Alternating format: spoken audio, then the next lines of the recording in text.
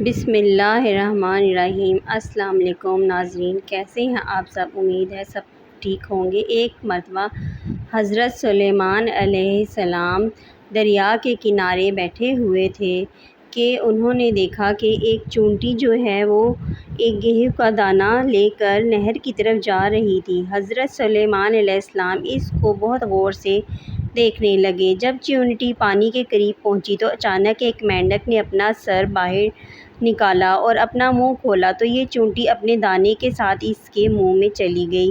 مینڈک پانی میں داخل ہو گیا اور پانی میں ہی بہت دیر تک رہا۔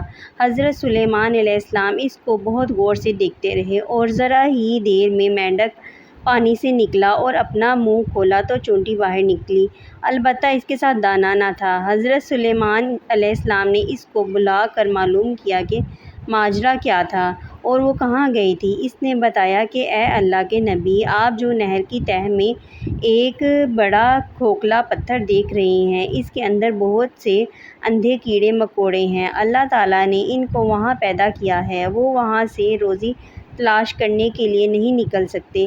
اللہ تعالیٰ نے مجھے اس کی روزی کا وکیل بنایا ہے۔ میں اس کی روزی کو اٹھا کر لے جاتی ہوں اور اللہ نے اس مینڈک کو میرے لیے منحصر کیا ہے تاکہ وہ مجھے لے کر جائے۔ اس کے منہ میں ہونے کی وجہ سے پانی مجھے نقصان نہیں پہنچاتا۔